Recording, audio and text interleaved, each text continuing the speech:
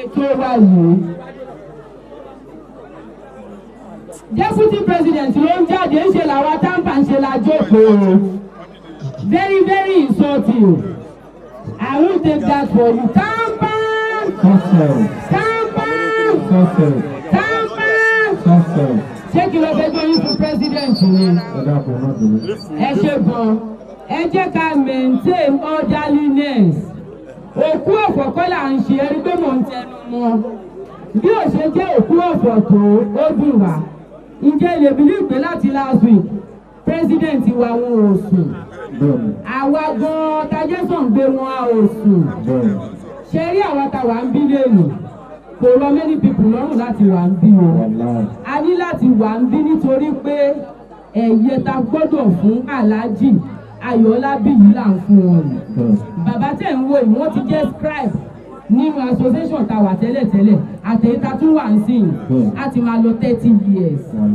Ṣé rí pé kì í ṣe àwa sí àdé ń sọ pé àwọn president wa ṣe jẹ́ ìta ara wọn ṣe náà ń bí mí ní last week tán bí àwa tajọ́ ń bọ̀ wípé báwo ni àwọn ṣe fẹ́ ṣe kì í ṣe pé wọn ò lè já ṣe ìtumọ̀ ẹ̀ ní pé Bobo bì wọ́n wúlò nílé wọ́n wúlò níta a sì mọ̀ wípé Ọlọ́run àtẹ̀wọ̀n sáfẹ́fẹ́ rere deputy àti àwọn kọ́mítì tí a yàn ẹnu tó mú kéré jù nínú ẹni tó bá fọ́n bò nígbà yóò máa san fan 10,000 àti national àti anybody.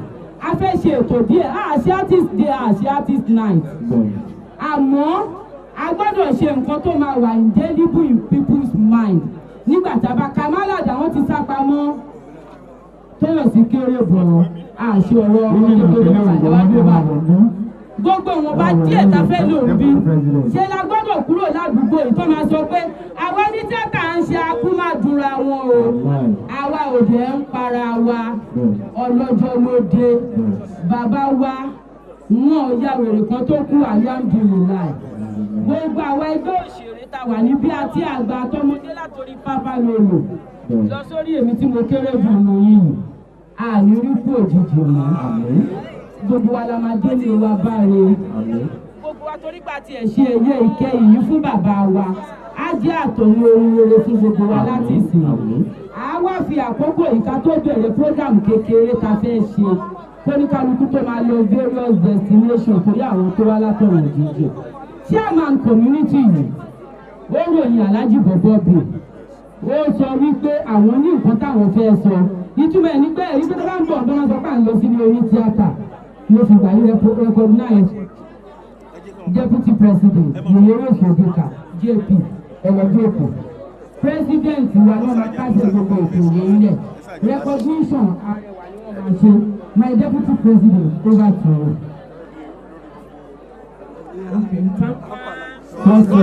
Mo kí gbogbo àwọn àfáà lórúkọ ààrẹ wa global president wa mo kí gbogbo àwọn àfáà wa mo kí gbogbo àwọn ọ̀rẹ́ ẹbí tó wá láti ṣe ìkẹyìn wọn. Igbákejì ni mí a ní olórí nínú ẹgbẹ́ wa adẹ̀létò a fi àkókò yìí pé bàbá wa olórí wa tí wọ́n jẹ́ ààrẹ ẹgbẹ́ wa tí Bobo bíi jẹ́ former national general secretary wa tí wọ́n dẹ̀ ṣe dáadáa kó tó di pé wọ́n kú. A pe ààrẹ wa fún wa bá àwọn èèyàn sọ̀rọ̀ ní ṣókí láti kí gbogbo ilé àti láti bá wa sọ̀rọ̀ níwọ̀nba lórí ọ̀rọ̀ Bobo bíi. Mo ń fi àsìkò yìí ẹ bá mi ránṣẹ́ sí wọn.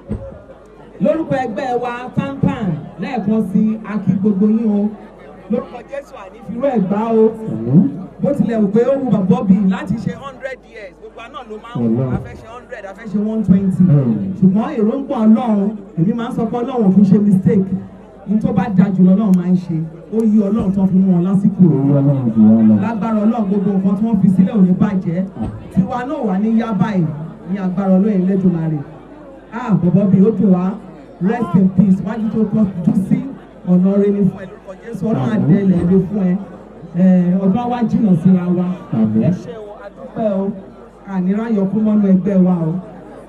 olórí ẹ bá mi pàtẹ́wọ́ fún nọ́mbà 2 ẹgbẹ́ wa pátápátá ní ìgbà tí nọ́mbà 2 ẹgbẹ́ wa ní ìpínlẹ̀ orílẹ̀-èdè gbogbo àgbáyé ti sọ̀rọ̀ lọ́wọ́ nígbà yín ní pẹ̀sì àwọn ọ̀dọ́ ṣẹ̀pá anípẹ̀sí olórí oko bá gbà àwọn ló máa sọ̀rọ̀ sí pẹ̀sí àwọn ọ̀dọ́ òun náà wọlé person of Muyiwa Adegoke ọ̀rọ̀ lọ́nà ẹ̀ńdà ẹ̀wá yọjú sí ẹ̀kọ́ kílé kan jẹ́ fún ọ God bless you tó ojú òní tì yín gbogbo pátápátá nígbà tí president wa bá wa ń bọ̀ bá ṣe wọn ṣe é ẹjọ́ gbogbo òwe tó bá mọ̀ wípé ẹgbẹ́ yìí ní gbọ́dọ̀ ṣe nǹkan rí ń bẹ̀ ká lè mọ̀ pé ìbànújẹ́ òní kàn wá lágbára ọ̀gọ̀rẹ́ ní kẹ̀kẹ́ wa tí wọ́n bá ti yọrọ̀ fún ẹjọ́ tó gbọ́ fún wọn ní ọ̀nà ọ̀bá sí ń ṣe ẹjọ́ tó wà lórí ìdúró lórí ẹsẹ̀ wa nígbà tó ọba wọ́n ń gbọ́ owó kùn ìṣẹ́jú méjì péré ẹ̀yìn ká sì máa jókòó ná wọ́n tí wọ́n bá ti yọrọ̀ fún á sọ fún wa tí kò wọ́n sì máa wọ nọ́mbà 2 ẹgbẹ́ wa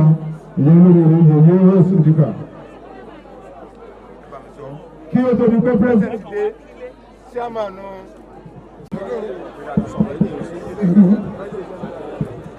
ní sókè dáṣọ kò sí ta lè sọ lórí ọ̀rọ̀ bọ̀bọ̀bì tí ó tó wọ́pọ̀ jù torí pé àwọn Orísun báre community. ó yẹ kí kọ́kọ́ dákọ̀ mi fún èmi Sunday Olúbùdó Ọlábísí tí mo jẹ́ ààrẹ fún gbogbo community Orísun báre tó dẹ̀ kò tẹ́ sọ̀rọ̀ mẹ́rin. so bọ̀bọ̀bì tí Ọlọ́run pèsè ọjọ́ yìí a sọ̀rọ̀ yìí a sì dúpẹ́ lọ́wọ́ ẹ̀yin pápá pé ẹ̀dúró tì wọ́n nígbà tí wọ́n wà lórí ààrẹ lágbà lọ́wọ́ Ọlọ́run ẹ̀dẹ́ fún ilé ìgbà. èèyàn dáadáa ni oríṣiríṣi ìrànlọ́wọ́ ló ti ṣe fún wọn bí sẹ́ǹfẹ̀yìn celebrity rìgáàdì wà fún yín gan nílùú àwọn èèyàn máa respect yín bàbá bí respect ọ̀ràn wà lọ́wọ́ lọ́pọ̀lọpọ̀ ní community ẹ̀rí pé iṣẹ́ tá a lóyún sí ẹ̀rí pé wòmí náà látàárọ̀ bá a ṣe máa gbádùn oríṣiríṣi ìbò ní máa mú wa wọ̀ tí máa mú ojú wa lọ sóòrùn pé àwa náà mọ̀ pé èyí sọ̀rọ̀ láàrin ṣùgbọ́n ìjọ̀wọ́ èyí tápà ẹ má fi wọ́n lẹ̀ o. abẹ́kẹ́ ràn wọ́n lọ́wọ́ torí pé ibi tẹ́yìn bá dé tẹ̀lé fẹsẹ̀ yín bọ̀ àwọn ẹgbẹ́ lè débẹ̀. bàbá wa láti ẹ̀dàkùn ọ̀rẹ́ wa lọ́jọ́ láti ẹ̀dẹ́ bí ẹ̀rọ. èyí ẹ̀rọ sọ nípa ẹ̀dàkùn gbogbo yín ẹ̀ràn wà lọ́wọ́ àì máa lè wọ́ sọ́dọ̀ yín pé ẹ̀yin Orísun báre àwọn Orísun báre ni gbogbo sọ́kọ́ tí ẹ̀jọ̀ tó lọ náà Ọlọ́run ìjọ bàjẹ́ ilé àtọ̀ ní ayọ̀lẹ́ ẹ̀kọ́ gbàgbé wọn. God bless you ẹjọ́ nígbà.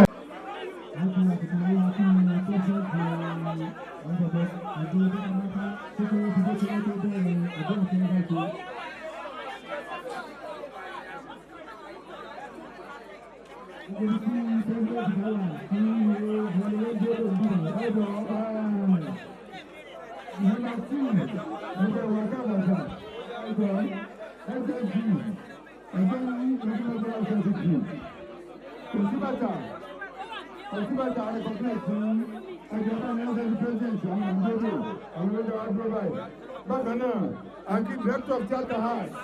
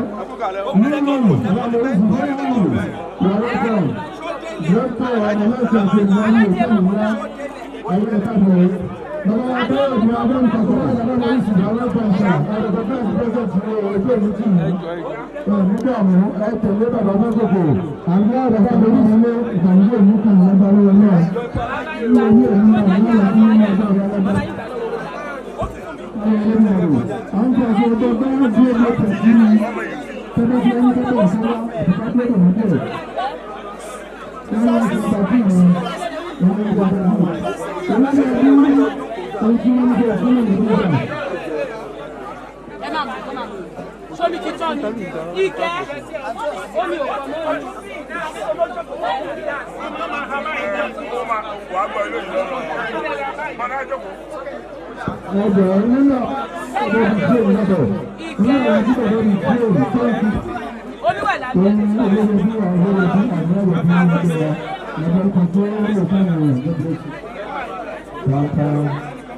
Ká sì máa lólè olú àlàbẹ́.